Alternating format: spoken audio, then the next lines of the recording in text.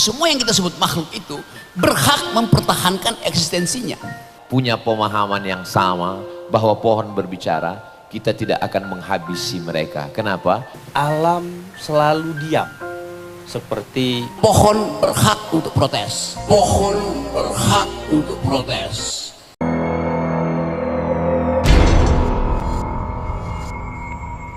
Puisi ini judulnya Seru Sebatang Pohon. Telah kau tinggalkan jejak-jejak di serata negeri ini, dari lubuk Jambi, hulu Batang Kuantan, hingga hilir Batang Subayang, di Rimbang, Baling yang riang.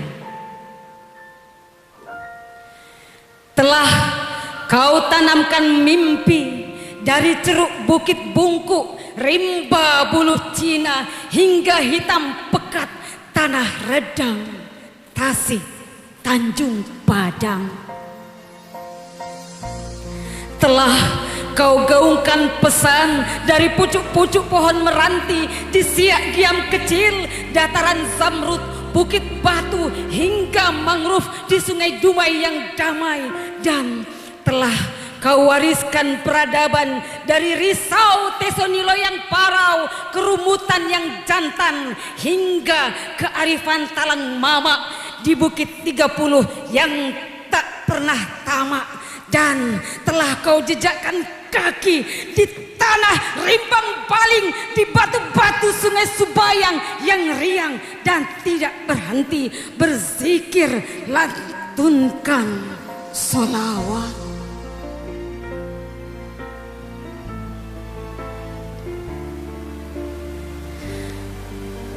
Kau bicara kepada batu,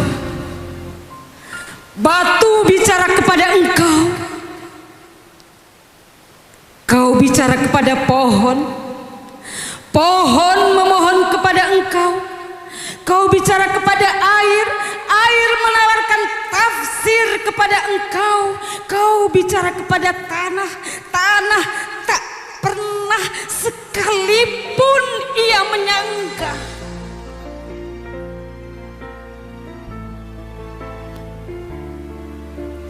Lalu kepadamu sebatang pohon dengan tubuh yang menggigit, dengan mata yang nanar, dengan tubuh yang terbakar, ia berkata, bumi adalah rumah kita. Seperti engkau, daun-daun di tubuhku melangitkan doa, meminta hujan, mengalirkan sumber kehidupan, memberimu nafas segar. Denyut jantungmu adalah degup hebat di dadaku.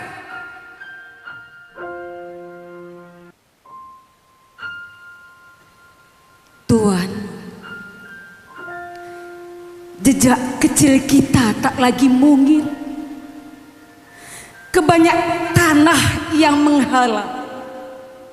Ke negeri ini jua kita tiba.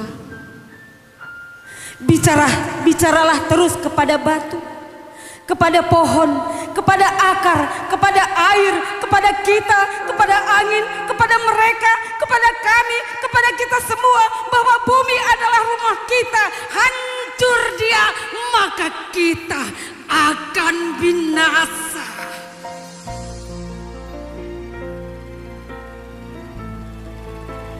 Assalamualaikum warahmatullahi wabarakatuh. Bersyukur kita kepada Allah dengan mengucapkan alhamdulillahirabbil alamin. Berselawat kita kepada Rasulullah dengan mengucapkan Allahumma sholli ala sayyidina Muhammad wa ala alihi wasallim. Yang kita hormati Bapak Gubernur Kepulauan Riau pula. Bapak Gubernur Riau. Malum saya tinggal di Batam Bapak. Jadi ini jemputan ini. Jadi teringat tuh Gubernur Kepulauan Riau. Padahal kita sekarang berada di Riau. Yang kami hormati Bapak Wakapolda Riau. Yang kita hormati Bapak Ruki Gurung. Yang kita muliakan Tuan Guru Ustadz Abdul Somad. Dan seluruh hadirin hadirat yang berhadir di pagi hari ini. Untuk tidak memperpanjang, karena kata apa tadi diingatkan oleh MC bahwa sekarang kita sudah melewati waktu yang sudah disiapkan, maka untuk tidak berpanjang-panjang kita jemput untuk dialog kita pada pagi hari ini yang memperbincangkan tentang kita dan alam dan fenomena yang hari ini di depan kita tengok gundul, nanti kita akan perbincangkan. Kita jemput Bang Rocky Gerung.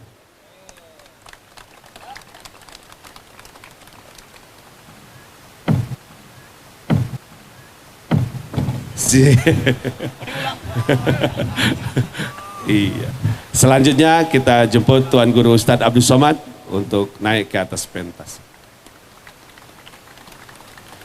Ini merupakan pertemuan yang keempat beliau berdua, yang dahulu pernah di Jakarta, di kampus, satu pernah di rumah Oma, itu podcast, dan yang terakhir di Polda Riau. Nah sekarang yang keempat di hutan di dalam kampung, di ceruk kampung di Riau ini. Kita silakan untuk duduk. Mudah-mudahan tidak patah ya.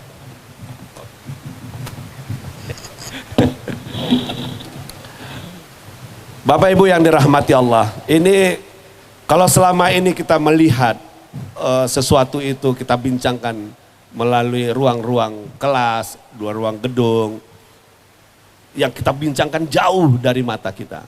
Nah pagi hari ini merupakan sesuatu yang menarik, karena kita akan memperbincangkan sesuatu di tempatnya, artinya ada fenomena alam yang terjadi yang kita langsung lihat dan nanti akan diperbincangkan oleh Bung Rocky Gerung dan Tuan Guru Ustadz Abdul Somad. Baik, untuk lanjut dan tidak bertele-tele, kita minta pertamanya kepada Bang Rocky Gerung untuk menjelaskan apa sebenarnya yang terjadi di Republik ini sehingga orang seperti tidak memiliki adab untuk bagaimana membuat hubungan dengan alam sehingga mudahnya tanpa melihat sesuatu. Yang penting babat dulu bagaimana ekonomi kami bisa maju. Kepada Bung Rocky dipersilakan. Oke, terima kasih. Ini pertemuan saya yang keempat dengan Ustadz Al-Aseh UAS. Mudah-mudahan pertemuan kelima di gedung resepsi. Oke, terima kasih teman-teman. Ini satu suasana yang membuat kita berpikir sambil menikmati keindahan itu. Dan keindahan pertama tadi dibuka oleh puisi dari Ibu siapa tadi ya? Oleh Uni. Apa nama Tengkulu. Oke, coba kita carikan Tengkulu.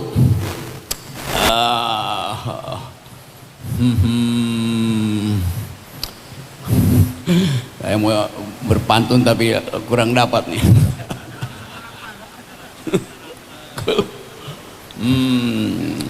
Tengkulu Melayu di Sungai Sebayang,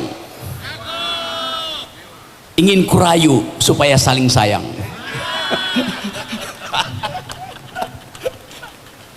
Oke, kita apanya? Nanti sampaikan lewat WA nanti.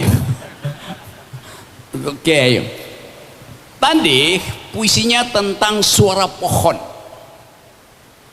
Padahal kita tahu pohon tidak bisa bersuara. Tapi hanya melalui puisi, suara itu menjadi nyaring. Karena diucapkan dari batin yang bersih. Begitulah hidup. Ada hidup yang ditulis melalui narasi akademis, ada hidup yang ditulis melalui puisi itu. Dan suara pohon itu adalah suara langit. Kita ingat ada satu peristiwa kira-kira di tahun 70 ketika seorang profesor hukum di Arizona diminta oleh sebatang pohon untuk menjadi lawyer dia di pengadilan Arizona. Peristiwanya kira-kira seperti yang kita sedang saksikan hari ini. Ada sebuah lokasi di hutan Arizona yang hendak dibabat oleh investor untuk dijadikan taman rekreasi. Lalu ribut, bayangkan ini tahun 70, saya ingat saya tahun 70-an. Ribut, Karena menganggap bahwa pohon, batu itu adalah benda alam yang tidak mampu bersuara. Oleh karena itu dia akan ditebang, digusur untuk jadi tempat rekreasi itu. Di dalam keadaan pertengkaran, debat panjang tentang boleh nggak lokasi itu dibuat tempat rekreasi, datang seorang profesor hukum, dia bilang begini, tidak boleh, karena pohon berhak untuk protes. Lalu timbul problem di dalam ilmu. Untuk protes, pohon itu harus datang before the law, datang di depan hukum. Artinya pohon itu harus berjalan sia, datang di depan pengadilan, lalu ajukan protes. Pohon tidak bisa lakukan itu. Tetapi sang profesor diberi akal lengkap oleh Tuhan, oleh alam semesta. Lalu si profesor itu menulis sebuah paper pendek, mungkin cuma 5-6 halaman, untuk membuktikan bahwa pohon bisa bersuara dan bisa datang di depan pengadilan.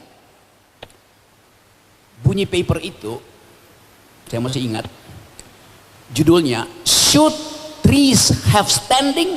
Tanda tanya. Bahasa Indonesia kira-kira, apakah pohon punya hak untuk berdiri di depan pengadilan, mempertahankan eksistensinya? Should trees have standing? Ribut.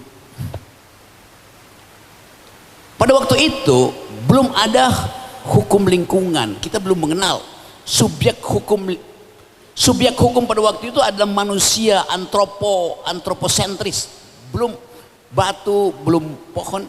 Tetapi sang profesor mengerti bahwa dia dipanggil oleh alam semesta untuk menyelamatkan sebatang pohon itu supaya tidak ditebang.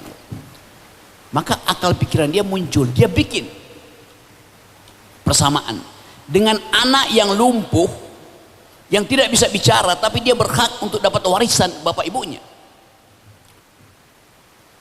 Seorang cacat yang tidak mungkin berdebat dengan lawyer-lawyer oligarki di pengadilan, tapi dia berhak untuk mempertahankan warisan peradaban, warisan adatnya demi tuah dan marwah.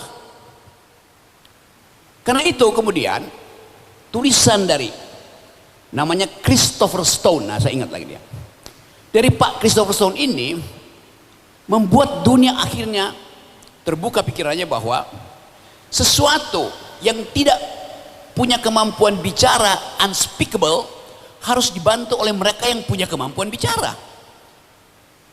Jadi sama seperti seorang anak atau seorang kawan keluarga yang cacat yang tidak mungkin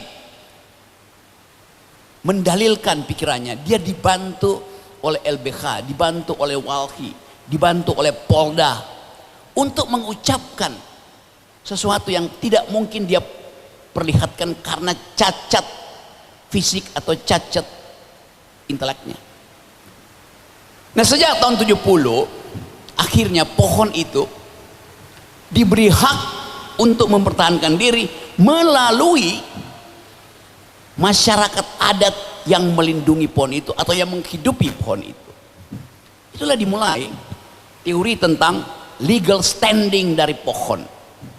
Jadi sangat terima kasih tadi Ibu mulai dengan pohon, jadi saya ingat lagi banyak hal tentang pohon.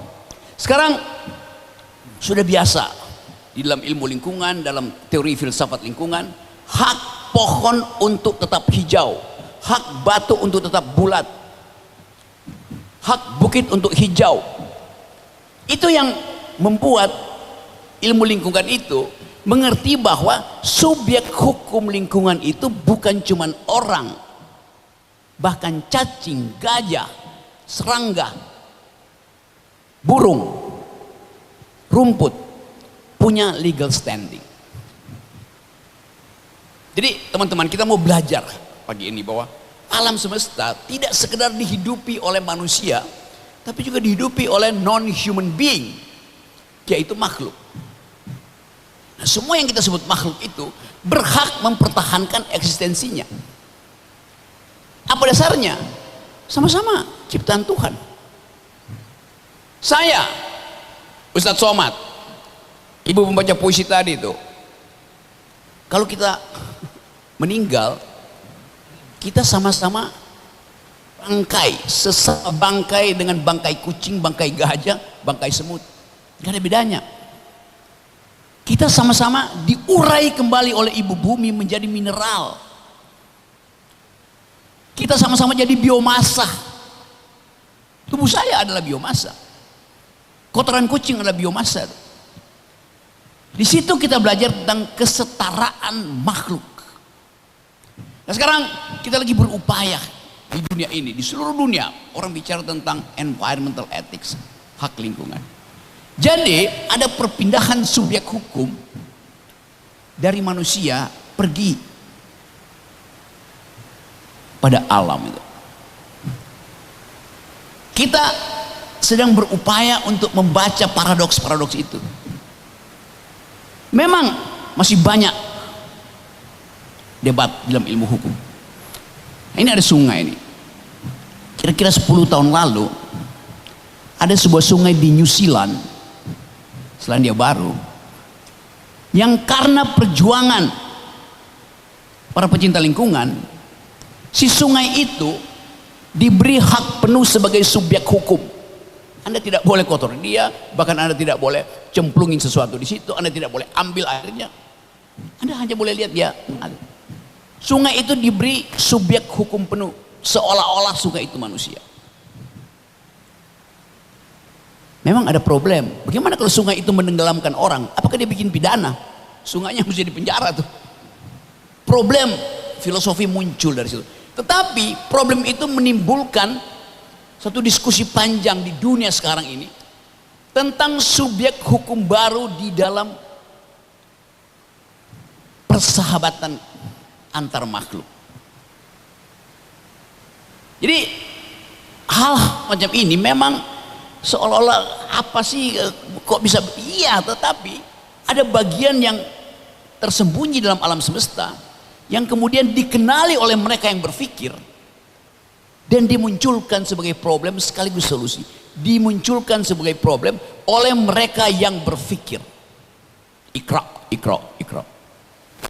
Mereka yang membaca alam semesta di dalam teks naturalnya mengerti bahwa di belakang alam semesta kita mesti baca tanda-tanda kecerdasan yang diberikan oleh Allah Subhanahu wa taala. Sebaliknya, begitu mulai terjadi kerusakan, tanda-tanda itu juga ditunjukkan oleh alam semesta, oleh Allah Subhanahu wa taala. Kalau saya nggak salah ada surat, nanti Pak Ustadz yang selalu menjadi referensi saya tuh. Sudah kami tunjukkan sebagian dari akibat kerusakan yang dibuat oleh manusia supaya mereka belajar dari kerusakan itu. Surat Ar-Rum ayat 145, benar.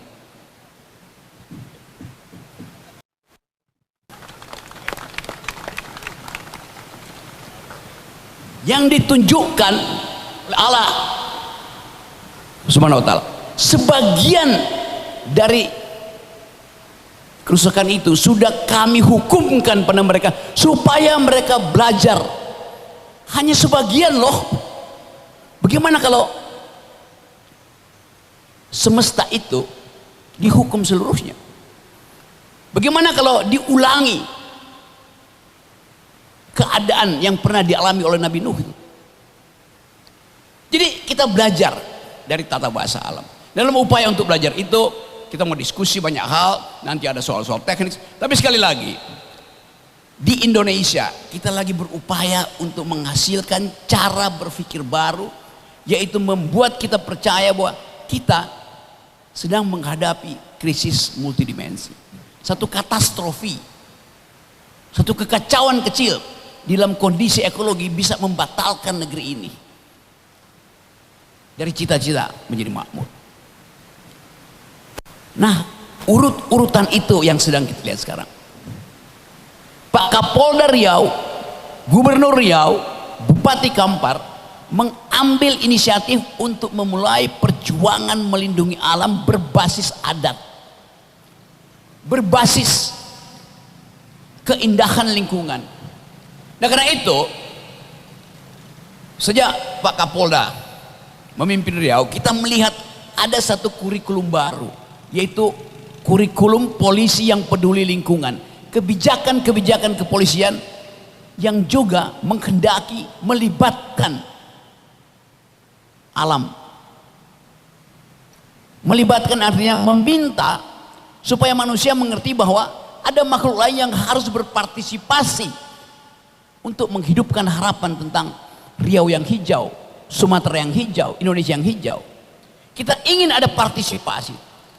Nah, kata partisipasi itu seringkali cuma dianggap partisipasi artinya manusia diminta bersama-sama manusia lain untuk menjaga lingkungan. Itu masih bersifat antroposentris. Kita ingin hormati hak rumput untuk tetap hijau karena rumput adalah selimutnya bumi. Karena itu kita mesti menganggap bahwa rumput, pohon, batu sama haknya untuk berpartisipasi di dalam upaya mewujudkan kedamaian di bumi. Istilah lain dari melibatkan partisipasi batu, cacing, serangga, air di dalam merawat bumi namanya ekosipasi. Artinya ada warga negara baru di dalam kehidupan kita, yaitu ekologi. Nah, istilah itu dimunculkan di dalam bentuk disertasi pidato ilmiah oleh seorang profesor yang adalah teman saya, teman Pak Ustadz, teman Pak Herimen, pendiri Tumbuh Institut, namanya Profesor Robertus Robert. Mana Pak Robert? Tadi disebut namanya. Jadi kita serius mendalilkan cara berpikir baru, bukan sekedar ya demo oke, puisi oke, bagus semuanya tuh, nasihat, tetapi studi akademis pun sedang kita lakukan. Jadi Pak Robertus Robert menulis kemarin seminggu lalu satu pidato ilmiah sebagai alasan kenapa dia menjadi profesor akhirnya, yaitu dia mengubah cara berpikir kita dari partisipasi warga negara menjadi ekosipasi lingkungan, ekosipasi. Partisipasi yang sifatnya menghormati ekologi. Jadi lengkaplah. Saya ingin Kampar, Riau, Pekanbaru diingat terus oleh rakyat Indonesia, bahkan oleh rakyat dunia sekarang, bahwa kita ingin jadikan provinsi ini sebagai provinsi ekologis. Assalamualaikum warahmatullahi wabarakatuh. Usia mulai berhenti, amal jariah terus mengalir walau sudah mati.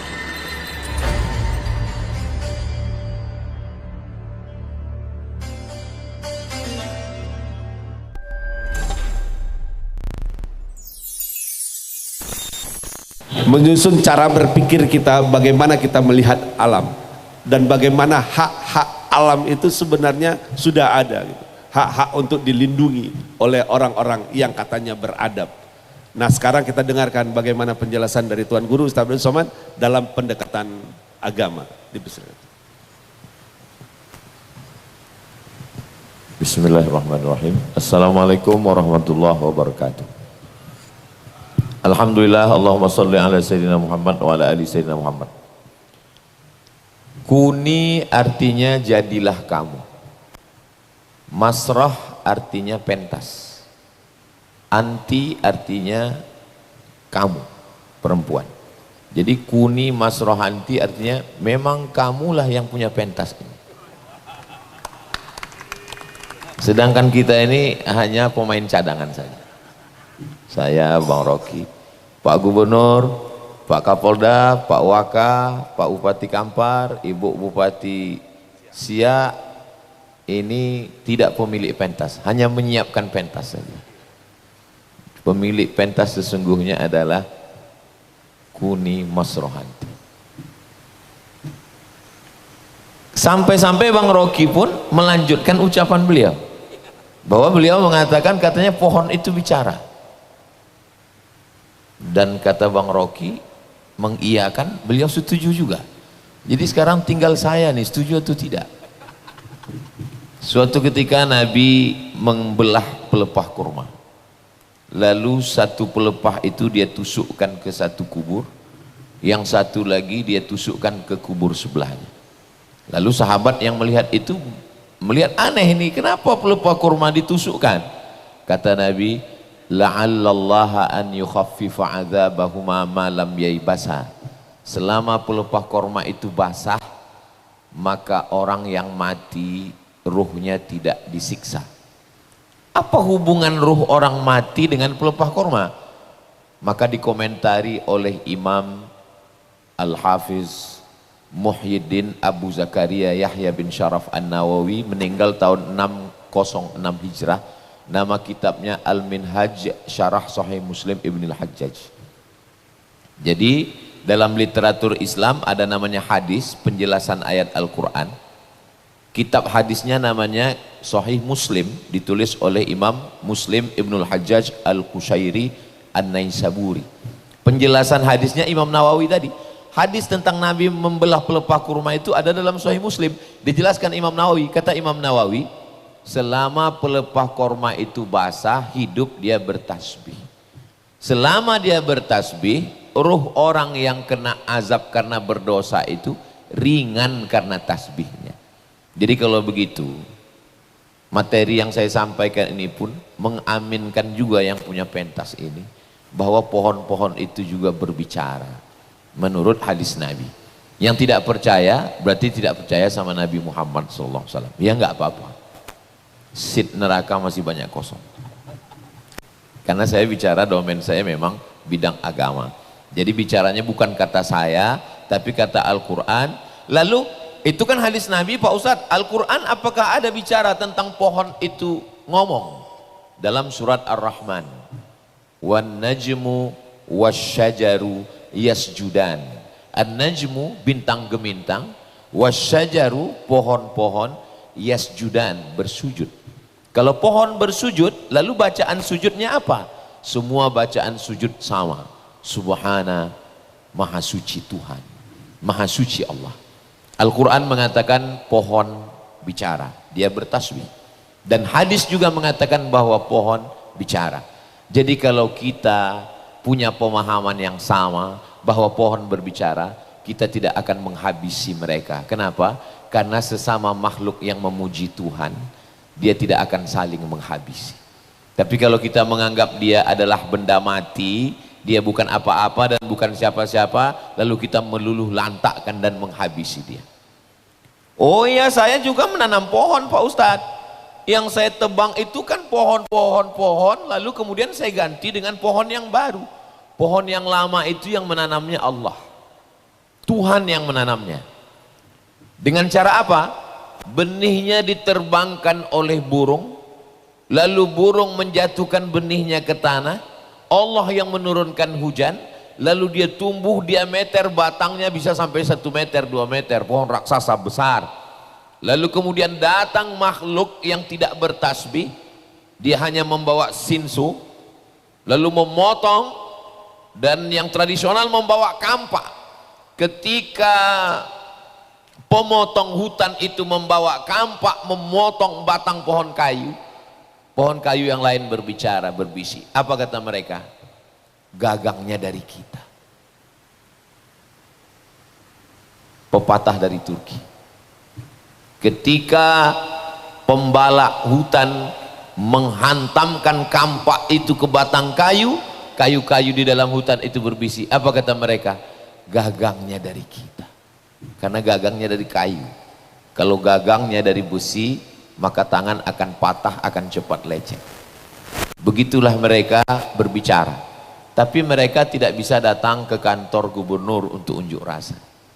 Mereka tidak datang ke kantor perlindungan pohon. Mereka hanya berbisik kepada wali-wali Allah. Kalau Tuhan menanam cemara, jangan ditanam di tepi kubis. Kalau mikrofon sudah berubah suara, itu tanda waktu sudah mau habis. Tapi saya tidak akan berhenti sebelum habis 15 menit. Karena tadi saya lihat Bang Rocky 15, maka saya 15 juga. Biar supaya adil. Kata Allah, i'dilu, bersikap adillah kamu, huwa aqrabu littaqwa. Karena adil itu mendekatkan kepada Tuhan. Jadi kalau kita mau adil, Kalau kita sayang kepada istri karena istri bertasbih, maka sayang jugalah ke pohon-pohon karena pohon-pohon juga bertasbih. Bedanya apa antara pohon yang ditanam Tuhan dengan kita yang menanam? Pohon-pohon di hutan itu tasbihnya subhanallah, subhanallah. Tapi kalau yang kita paksakan menanamnya dengan tidak keikhlasan, sawit-sawit itu bertasbih juga. Bunyi tasbihnya pupuk, pupuk. Itu maka harga pupuk naik. Ustadz macam nggak punya pohon sawit aja. Saya punya, sebatang dua batang ada. Lalu kalau begitu Ustadz juga membantai hutan. Nenek moyang kita juga memotong pohon kayu. Tapi ada tujuannya. Untuk apa? Untuk makan. Untuk anak sekolah. Yang mau kita bahas ini bukan kita menyalahkan warga masyarakat nenek moyang yang memotong kayu, menanam 2-3 batang untuk anak sekolah. Bukan itu. Tapi pembalakan liar menghancurkan hutan. Hutan Tesonilo. Hutan Bukit 30. Hancur. Lalu kemudian pohon-pohon ini bertasbih, berdoa kepada Allah. Akhirnya Allah mengabulkan doa mereka. Lalu kemudian naiklah seorang presiden yang peduli kepada hutan. Lalu kemudian turunlah satgas-satgas sekarang yang mudah-mudahan bisa mengembalikan lagi hutan-hutan Riau sehingga tumbuh lagi tanaman-tanaman. Dulu datuk nenek moyang kita berkata, ini meranti. Memang betul-betul meranti, pohon meranti. Sekarang meranti sudah menjadi Kabupaten Merbau Rangsang Tebing Tinggi. Dulu, kalau nenek moyang ayah datuk kita berkata, itu pohon sialang. Tumbuh di tengah hutan dan di atasnya ada sarang lebah, sarang tawon, madunya turun. Memang betul-betul sialang. Sekarang kalau kita tunjuk sialang, tempat para pemotong hutan. Sialang bungkuk namanya. Tempat LP Bang Rocky. Dulu di Pustaka Suman HS, gedung tinggi di samping Kaharudin Nasution Jalan Sudirman itu, pernah ada sarang lebah besar sekali. Kenapa dia bersarang di situ? Ada dua kemungkinan. Yang pertama mungkin dia menyangka itu adalah pohon sialang dan pohon tualang. Yang kedua, alhamdulillah dia memilih Suman HS. Kalau dia pilih rumah kita, begitulah. Mereka tidak bisa dimusnahkan.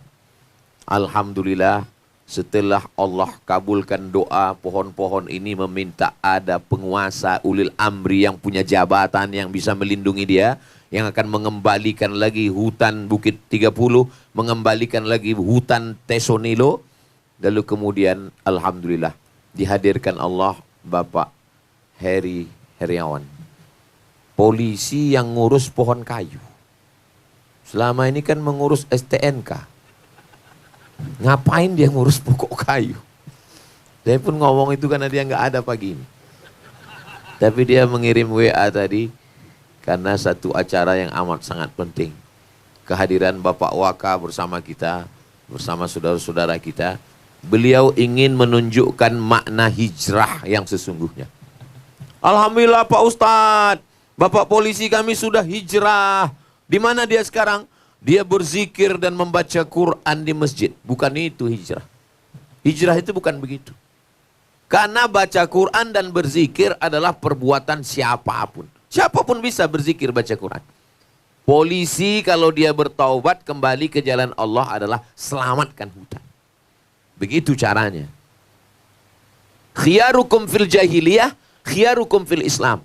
Kalau dulu kamu sebelum masuk Islam, kamu sebelum bertobat, kamu adalah orang pilihan, maka setelah kamu bertobat juga menjadi orang pilihan untuk menjaga alam. Jadi taubat yang sesungguhnya itu begitu. Sekarang banyak orang bertobat setelah ditanya, kemana Bapak anu bisnismen dulu? Dia udah tobat Pak Ustadz, sekarang di masjid nunggu mati, nggak mati-mati. Bukan begitu. Kalau kita taubat, kita jaga alam. Kalau kita taubat, kita jaga semesta.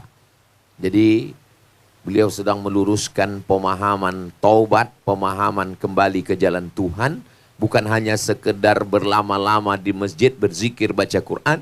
Karena berzikir di masjid berzikir sendiri. Tapi berzikir melestarikan alam, kita sedang menghidupkan makhluk-makhluk yang bertasbih. Pohon-pohon kayu ini bertasbih, meminta kepada Allah bagaimana supaya Bang Rocky Gerung sampai kemari, Pak Kapolda sampai kemari, Pak Waka sampai kemari. Tentu saja Ulil Amri Bumi Lancang Kuning, Pak Abdul Wahid datang kemari, Pak Bupati Kampar datang kemari, Ibu Bupati Siak bisa datang kemari. Bagaimana caranya? 5 tahun yang lalu Bang Rocky, kami naik perahu 2 jam dari sini sampai ke kampung namanya Aur Kuning. Jalannya dari sungai ini yang ini dari sungai ini. Sungai ini terus, yang ini belum ada. Dari sini 2 jam lagi sampai ke kampung namanya Aur Kuning. Karena kita punya program dakwah pedalaman. Ini dulu adalah pohon karet di sini. Lalu apa yang terjadi? Terjadi banjir bandang. Akhirnya sungai yang lama menjadi kecil, muncul sungai yang baru. Dan di tengah ini menjadi pulau, tempat yang indah, tempat orang camping. Ternyata makhluk-makhluk pohon-pohon ini bertasbih, walaupun tidak banyak lagi tasbihnya. Mereka berdoa meminta kepada Allah Ta'ala. Allah yang menyiapkan jalannya.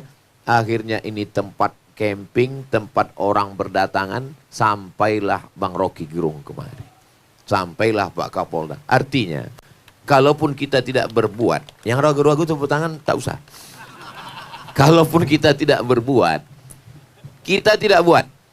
Pak Gubernur, Pak Bupati, Pak Kapolda, Pak Wakapolda bisa menyiapkan kemah, bisa menyiapkan pentas.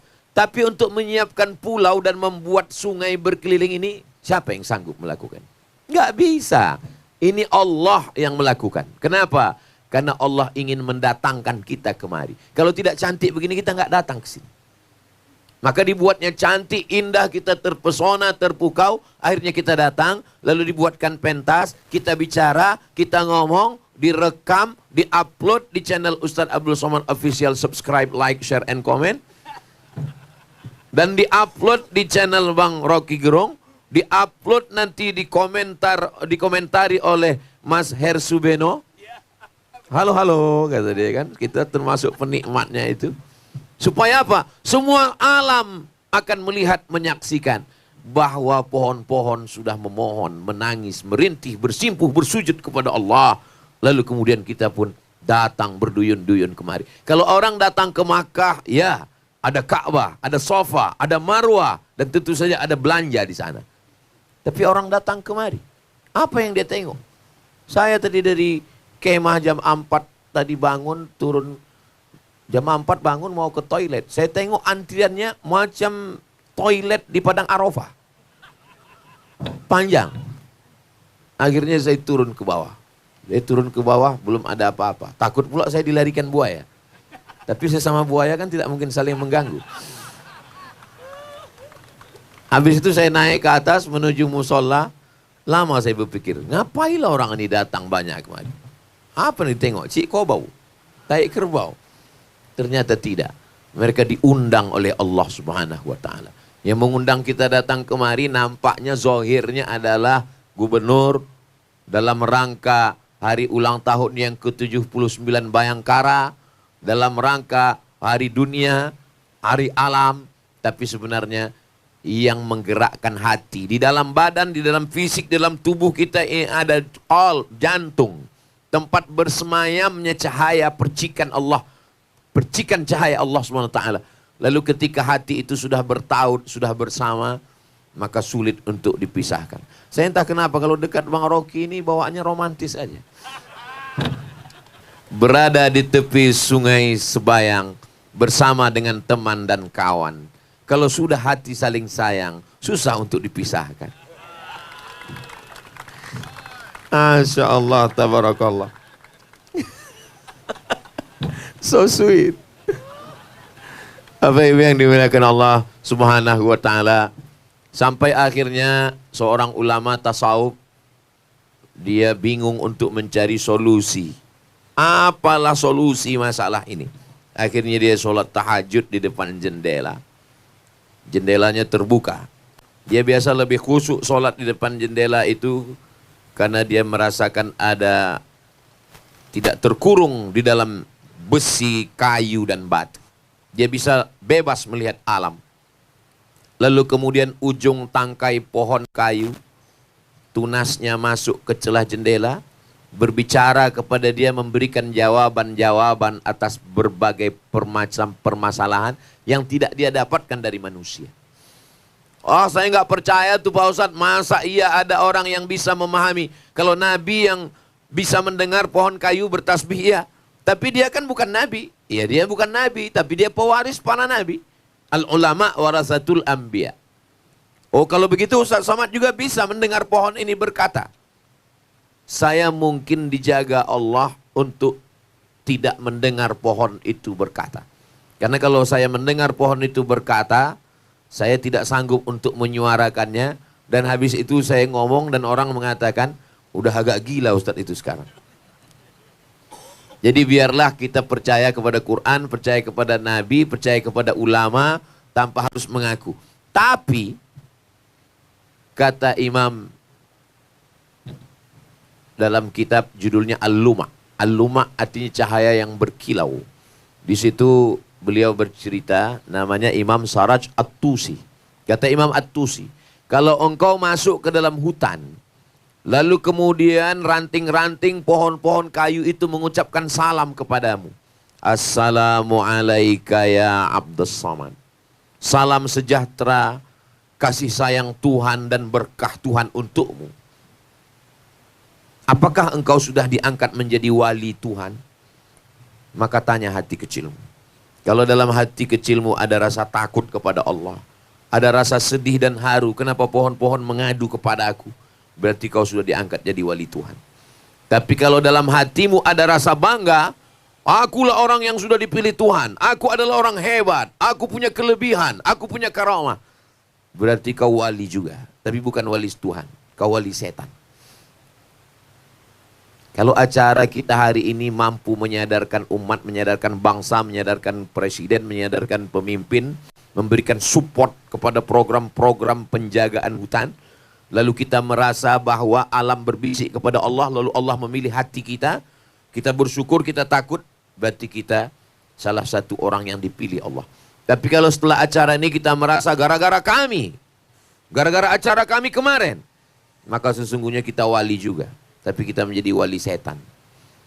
Dan pada akhirnya kita akan menjadi kesetanan. Kalau kita sudah kesetanan, setan-setan pun berhenti menggoda kita. Karena kata setan, sesama setan dilarang saling menggoda. Kenapa orang membalak, menghantam hutan? Karena ingin cari uang. Uang yang sudah cukup tidak pernah berhenti. Bukan, itu orang yang menghabisi hutan lindung bukan untuk makan. Itu cukong-cukong. Tapi yang dipakai jadi bempernya di depan adalah masyarakat. 10 hektar, 2 hektar untuk masyarakat, 8 untuk dia. Lalu dia kirim orang banyak, orang ramai. Lalu kemudian apa yang terjadi? Duit yang banyak, miliaran, triliunan itu untuk apa? Untuk istri. Istri pun tidak bisa dinikmati karena sudah dinikmati supirnya. Dia pun tidak bisa untuk tidur sama istrinya. Kenapa? Karena dia kena diabetes mellitus. Sudah kena penyakit gula. Anak disekolahkan ke Amerika, ke Eropa. Anak pun tidak berhasil kuliah. Kenapa? Duit itu juga dipakai untuk narkoba, untuk macam-macam. Habis. Kenikmatan terindah melihat istri dan anak. Istri digarap orang lain, anak pun tidak membahagiakan. Lalu kemudian duit itu untuk apa? Untuk makan. Pergi ke rumah makan. Semua sudah ada. Kepiting ada, kambing ada, cumi ada. Tapi satu pun tidak bisa dinikmati. Ketika mau makan kepiting, kolesterol.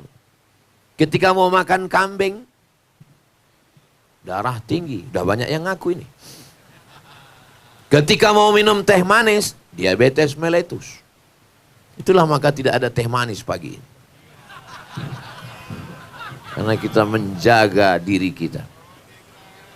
Jangan minum kopi pahit, karena hidup sudah pahit. Akhirnya hanya waktu yang bisa memisahkan kita. Ini hanya pengantar dialog pagi ini. Jangan kemana-mana, kita lanjutkan setelah yang satu ini. Usia mulai berhenti, amal jariah terus mengalir walau sudah mati.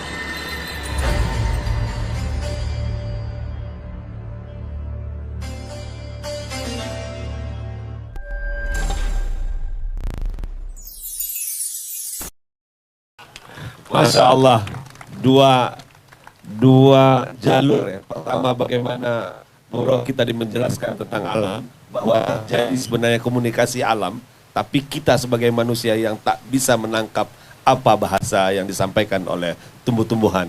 Dan Tuan Guru tadi menjelaskan bahwa tumbuh-tumbuhan itu juga bertasbih, artinya juga bisa bersuara, tetapi kita lagi yang tak mampu untuk menangkap apa yang mereka sampaikan. Nah, karena sekarang ada fenomena yang sangat besar yang terjadi di Riau ini, dalam kaitan bagaimana menata kembali alam hutan di Riau ini, dan yang sekarang yang ditunjuk di Riau menjadi ketua untuk menyelesaikan persoalannya itu Pak Gubernur, maka karena di sini juga ada kamera, ada Hai Guys Official juga ya, ada Ustaz Abdul Somad Official, dan kita ingin mendengarkan apa sebenarnya yang terjadi hari ini dan apa yang akan dilakukan ke depan untuk menata alam Riau ini. Kepada Pak Gubernur dipersilakan. Terima kasih. Diskusi hari ini sangat menarik. Yang terhormat, yang kita muliakan Ustadz Abdul Somad, ini teman berpikir Pak Rocky Gerung. Jadi kalau sama Pak Rocky ini harus teman berpikir supaya banyak solusi yang didapatkan. Yang terhormat Pak Wakapolda beserta jajaran, moderator yang saya tadi Ustadz, begitu Pak Rocky sama Ustadz duduk saya tidak khawatir. Begitu moderator duduk agak cemas-cemas saya. Jadi Pak Bupati dan Bu Bupati yang hadir pada kesempatan ini, saya beberapa hari yang lalu dapat tugas untuk menjadi Satgas di Provinsi Riau dalam rangka pemulihan lingkungan setelah penertiban dan penguasaan lahan. Kemarin saya melakukan dan menemui para pendemo karena mereka merasa terganggu. Betul kata Pak Rocky dan Ustadz bahwa manusia bisa bicara. Orang bisa menyampaikan isi hatinya. Tetapi alam selalu diam. Seperti Bu Kuni puisikan tadi bahwa dia menitipkan pesan. Mungkin lewat tanda-tanda. Di Riau sering kalau hujan sering banjir. Itu tanda-tanda bahwa alam mulai protes. Maka menurut saya apa yang disampaikan dan kebijakan Pak Presiden terhadap menata kembali ya hutan-hutan kita dalam rangka reforestasi, saya rasa ini sebuah niat baik untuk keberlanjutan kehidupan. Apa yang disampaikan oleh Ustadz tadi, apa yang membuat kita ini tidak seimbang? Karena keserakahan. Kalau orang zaman dahulu menebang hutan untuk kebutuhan. Karena dia ingin bercocok tanam, ingin mempertahankan hidup, sekedar makan. Sekedar ingin menyolahkan anak. Tetapi zaman sekarang, di zaman industri ini, sudah hadir yang namanya teknologi dengan keserakahan.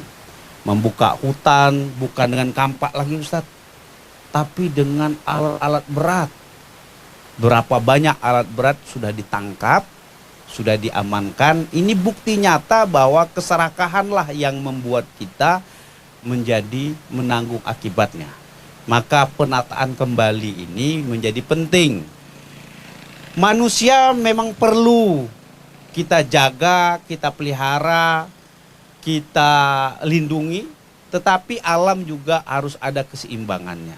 Sehingga apa ekosistem yang kata Bung Rocky tadi bahwa ekosipasi ini menjadi penting karena namanya kita membangun ekosistem dalam ketatanan kehidupan. Sehingga menurut saya diskusi-diskusi seperti ini perlu kita galakkan dalam rangka mengedukasi dan menyadarkan masyarakat bahwa alam ini penting. Begini, Indonesia dianugerahi oleh Tuhan yang luar biasa, sepanjang musim ada fotosintesis 12 jam. Sehingga tumbuh-tumbuhan ini mudah hidup karena di era tropis. Tetapi ada hal yang mengkhawatirkan kita bahwa bumi kita ini di Riau terutamanya di Sumatera terdiri lahan gambut. Kalau bukaan lahan gambut ini tidak ada tutupannya, dia akan mengeluarkan karbon lebih banyak. Maka ozon akan bolong, Pak. Siapa yang menutup ini? Inilah yang namanya oksigen yang dikeluarkan dari tumbuhan.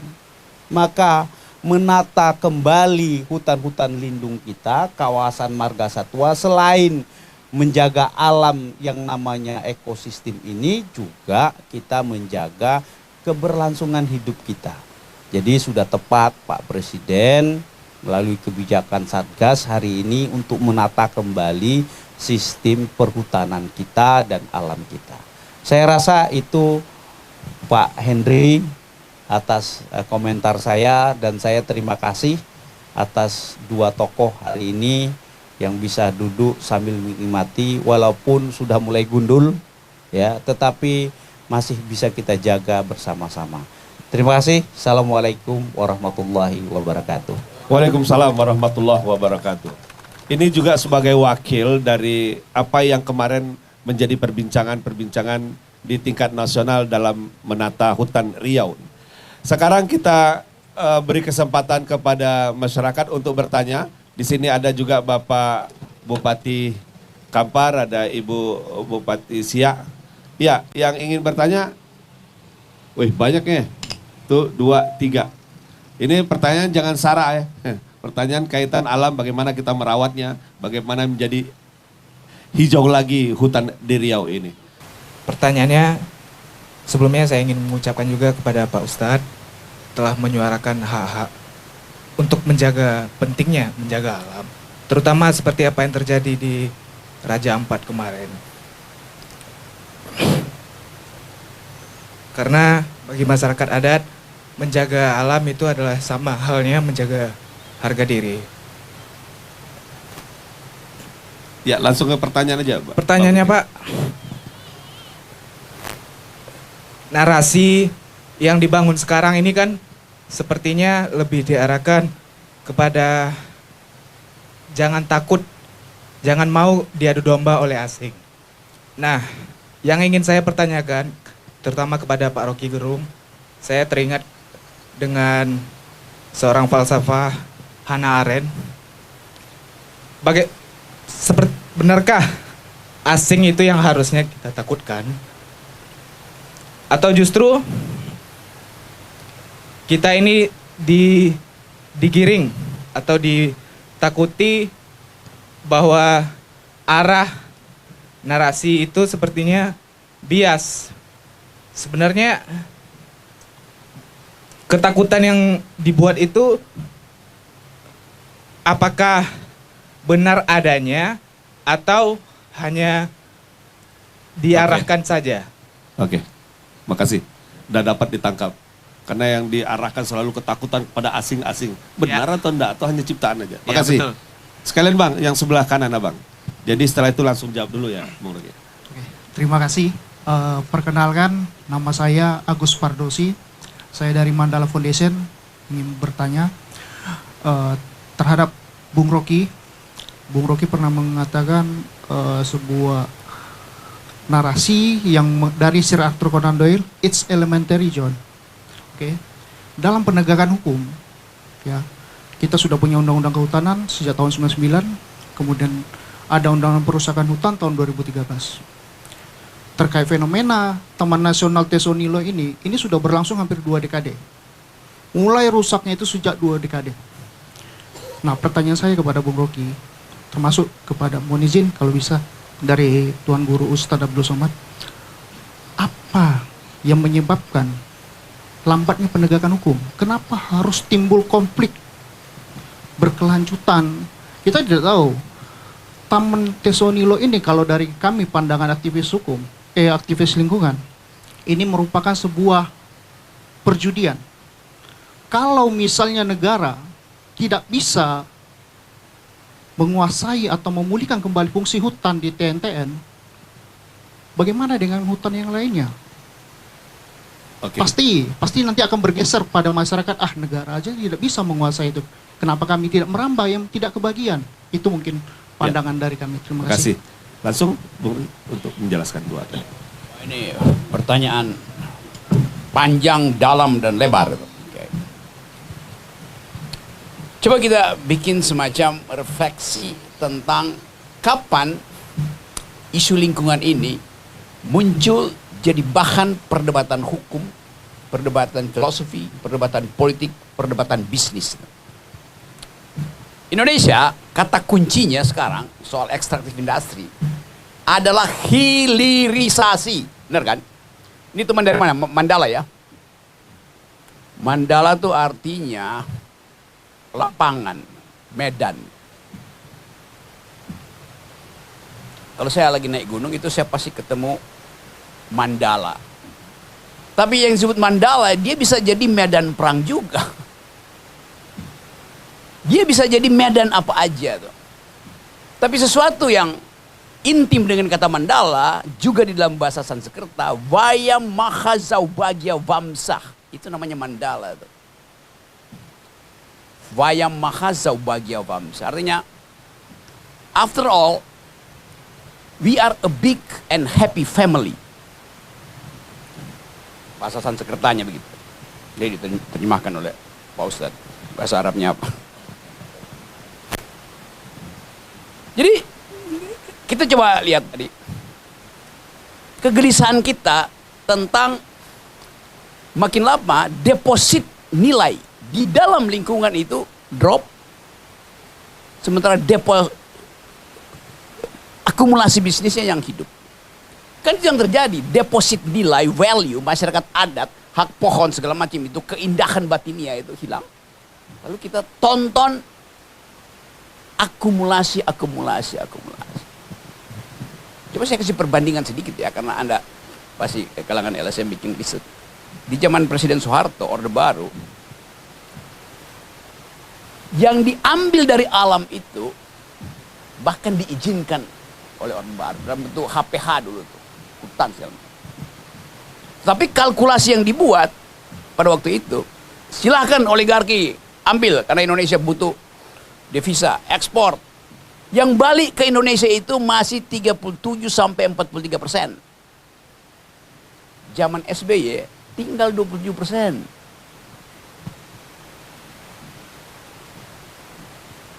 Zaman Jokowi tinggal 6%.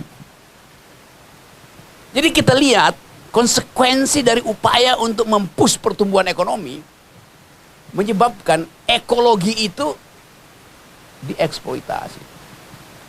Itu fakta itu.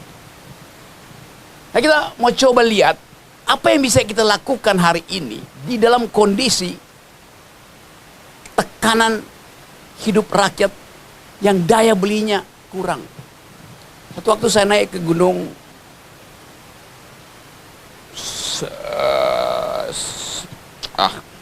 Sumbing, Jawa Tengah.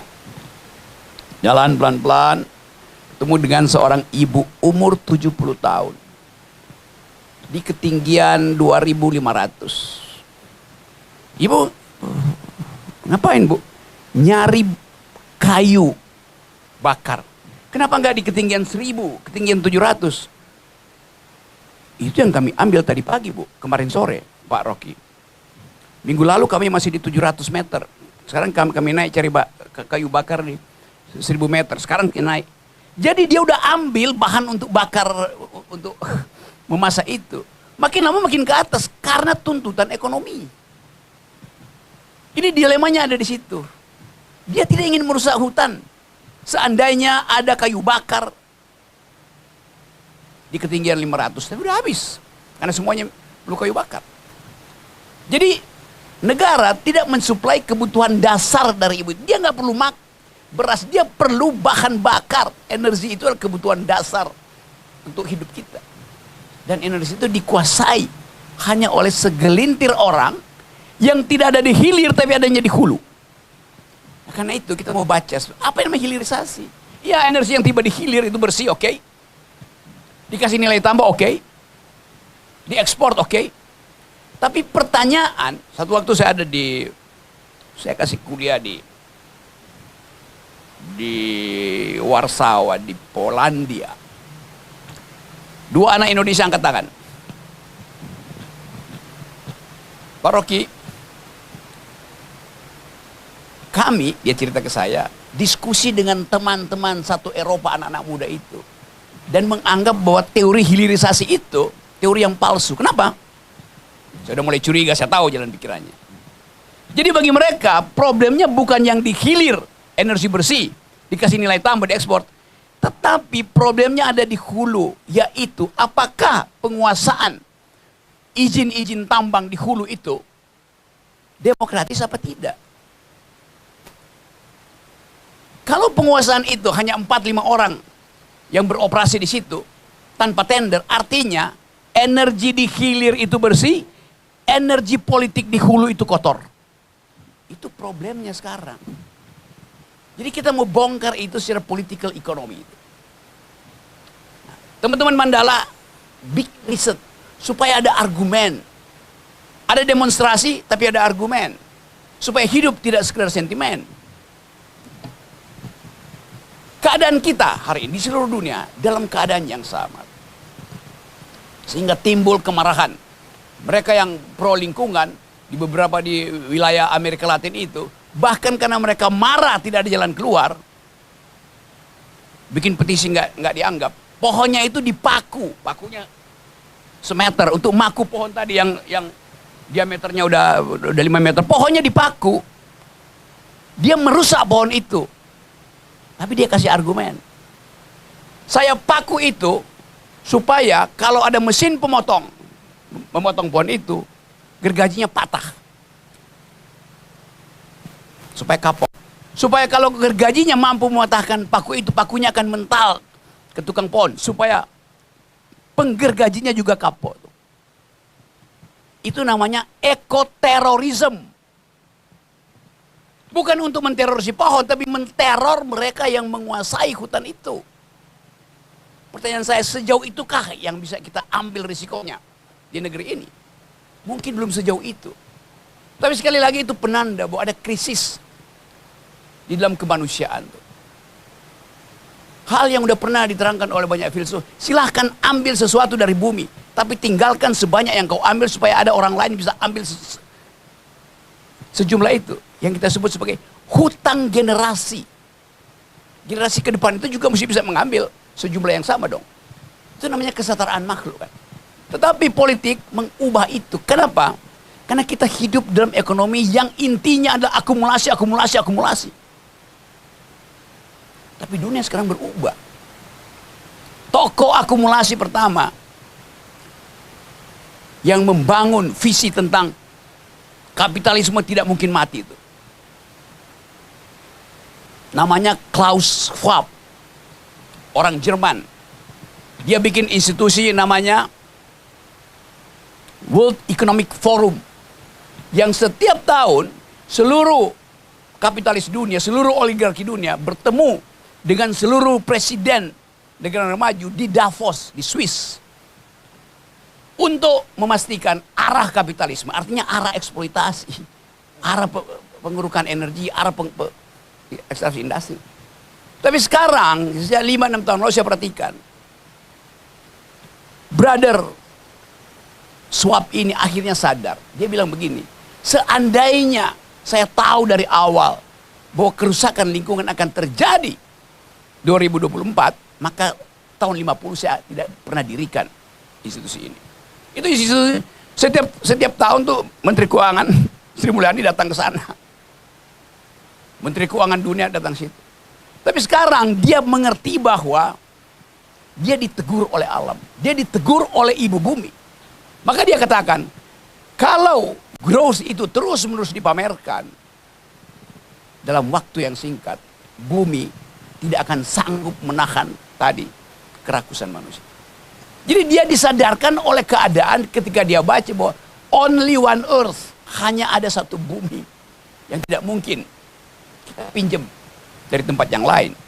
Kecuali kita udah melewati Siratul Mustaqim. Oke. Jadi saya tahu itu tuh. Nah sekarang saya pindah pada teman Anda tadi. Dalam keadaan tadi, kegelapan politik, dan Hannah Arendt menulis buku itu justru. Thinking in the Dark Times. Itu judul buku. Buku Hannah Arendt. Berpikir di dalam era kegelapan. Artinya menganalisis itu.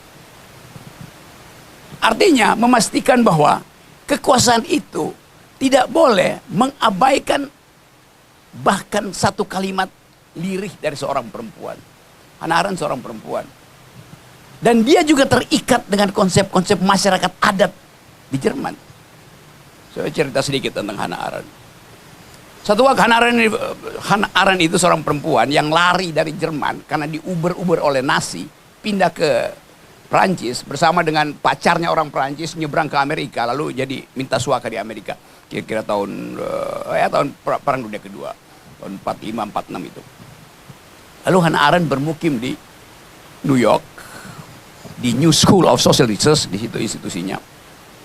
Berupaya untuk memulihkan cara berpikir peradaban sekaligus cara untuk menghasilkan perdamaian. Karena dia frustrasi, trauma dengan fasisme Hitler. Satu waktu Hannah Arendt diminta dalam forum semacam ini untuk bicara tentang masa depan politik dunia. Hannah Arendt bicara dalam bahasa Jerman. Satu anak muda protes. Profesor Hannah Arendt, setiap hari Anda mengajar kami seluruh dunia menulis di jurnal terkenal pakai bahasa Inggris. Dan kita tahu grammar Anda bagus banget. Kata Hannah Arendt, ya benar. Saya menguasai bahasa Inggris, tapi saya dikuasai oleh bahasa ibu saya, bahasa Jerman. Back to square one. Culture matter. Adat dia pelihara. Jadi saya terangkan itu sebagai bahan teman-teman untuk mulai berpikir strategi apa di dalam keadaan dark times. Dark times artinya masa-masa sulit sekarang. Siapa penyebabnya masa sulit itu? Bukan saudara yang punya ijazah asli, pasti yang punya ijazah palsu. Supaya kita semua mulai mengerti apa yang sedang terjadi. Paham maksud saya? Fahamkah maksud saya? Jangan fura-fura faham, alias fufu-fafa. Makasih. Iya, terakhir kita minta Tuan Guru untuk memberikan tambahan. Pertama untuk Bang Fikri. Fikri artinya pikiran saya, akal sehat. Narasi asing. Ini kita dikuasai asing, ini dikuasai asing. Kenapa narasi asing ini dibangun? 3 hari yang lalu anak saya minta belikan ikan-ikan kecil. Saya belikan 60 ekor. Saya masukkan ke dalam akuarium pagi. Ikan itu bergerombol berkumpul di pojok akuarium. Ngumpul di pojok. Pagi. Siangnya saya lihat dia udah nyebar. Satu di atas, satu di bawah, satu di kanan, satu di kiri. Kenapa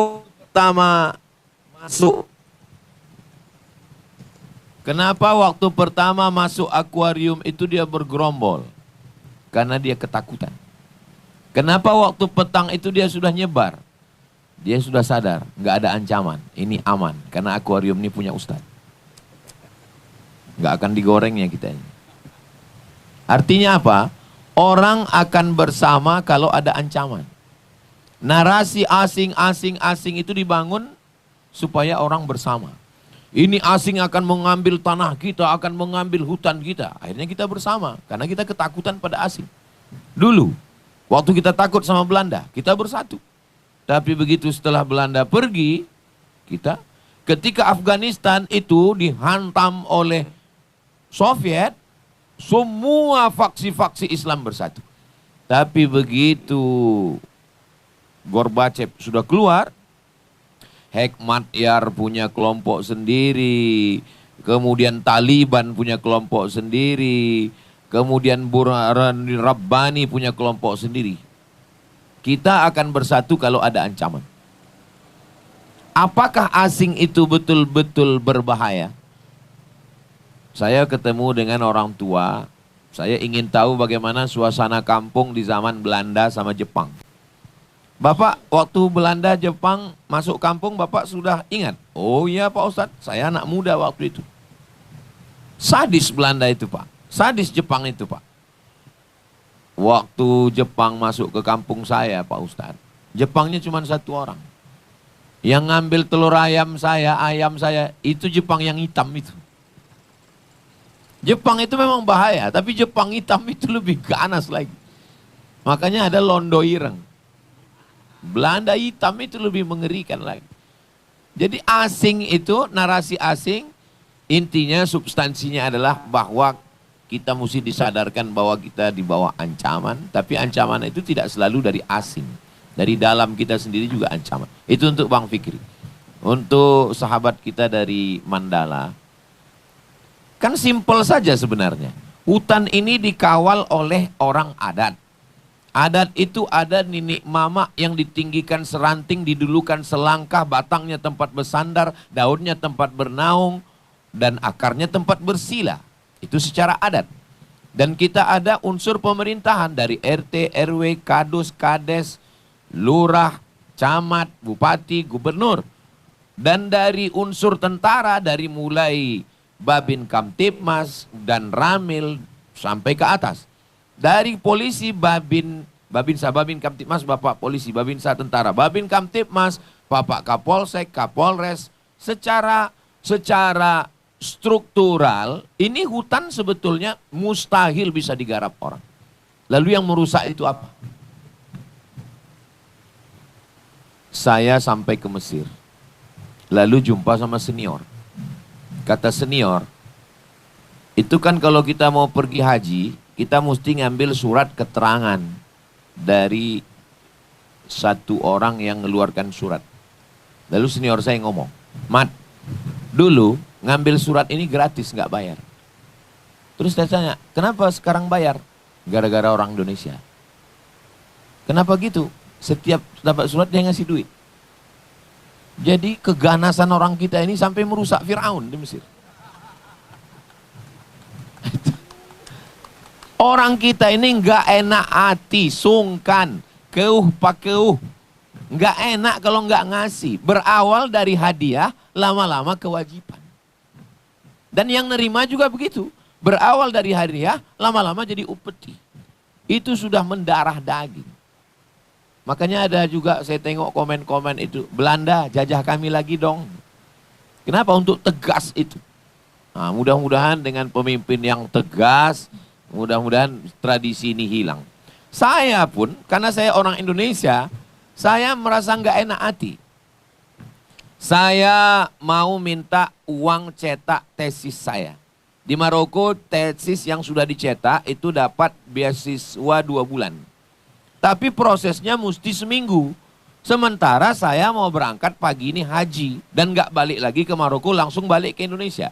Lalu saya pun datang ke kantor AMCI, Agence Marocaine Coopération Internationale. Lalu saya bilang, saya mau berangkat pagi ini. Tapi uang ganti tesis saya yang beasiswa 2 bulan itu saya minta sekarang. Kata dia nggak bisa. 2 bulan lagi kamu, seminggu lagi baru cair. Saya bilang saya udah pulang ke Indonesia, saya nggak bisa balik ke Maroko lagi, tiketnya mahal. Kata dia, apa betul kamu mau haji? Iya. Mana tiket? Saya tunjukkan, ini tiket saya. Mana bukti bahwa kamu petugas haji? Ya, saya petugas haji. Akhirnya saya kasih dia hadiah. Petugas nih, saya kasih hadiah dompet Sulaman Melayu. Waktu saya kasih itu dia tolak. Saya bilang nggak boleh. Kata dia, kami di sini diajarkan untuk tidak boleh menerima hadiah karena jabatan. Jadi kalau kita jaga integritas ini, semua kita berintegritas dari mulai adatnya, tokoh masyarakatnya, termasuk ustadznya. Mungkin saya lantang hari ini bicara, tidak boleh dipotong pohon bertasbih, karena belum dapat aja kan. Begitu dapat, haram. Kalau kamu sama ustadz setengah, haram. Lama-lama halal. Bang Rocky menjaga, mengawal kita dari pemikiran. Supaya kita menjaga integritas. Integritas ini berat. Makanya banyak orang mengatakan integritas ini berat Pak Ustadz, biar aku aja. Ustadz makanlah katanya. Nah, jadi kalau kita bisa jaga ini bersama, jangan sampai pohon rindang, batangnya tempat bersandar, daunnya tempat berteduh, akarnya tempat bersila, tidak lagi kita bisa melakukan itu. Kenapa? Nenek mama sudah jadi bonsai. Tidak lagi, dari mulai adat, sampai kepada aparat, sampai kepada kepala daerah, sampai kepada kepala negara. Kita sebenarnya sedang berusaha menata itu kembali. Demikian Bang Riki dan sahabat kita dari Mandala. Assalamualaikum warahmatullahi wabarakatuh. Waalaikumsalam warahmatullahi wabarakatuh. Dua penjelasan tadi insya Allah sangat membantu kita untuk memahami paling tidak bagaimana sikap kita terhadap alam ke depannya. Ini karena pertanyaan masih banyak, tapi persoalan yang terjadi hari ini kita sudah melewati waktu dan sudah bergeser kepada waktu yang sangat panjang. Yang seharusnya tadi sudah selesai di awal. Tapi bagaimana lagi karena persoalan-persoalan yang... Dan setelah ini akan ada lagi agenda dari kita. Maka dari itu sebelum kita tutup acara ini, kita akan ada lagi rangkaian acaranya foto bersama ya. Foto bersama. Kepada, di mana foto bersama? Oh, ke Pantun. Nah, tunggu ada pantun dari komandan kita sebentar. Ini tadi kita sudah banyak dengarkan luar biasa. Jadi saya kasih pantun. Membeli burung di kota Stabat. Tuan Guru Ustadz Abdul Somad dan Prof. Rocky Gerung adalah orang-orang hebat. Terima kasih, terima kasih. Baik, kita tutup agenda pada pagi hari ini dengan mengucapkan Alhamdulillahirabbil alamin. Saya sebagai pembawa acara mohon maaf jika dalam ucapan ada yang salah, dalam sikap yang tidak pada tempatnya. Untuk itu saya mohon dimaafkan. Wabillahi taufiq wa hidayah. Assalamualaikum warahmatullahi wabarakatuh.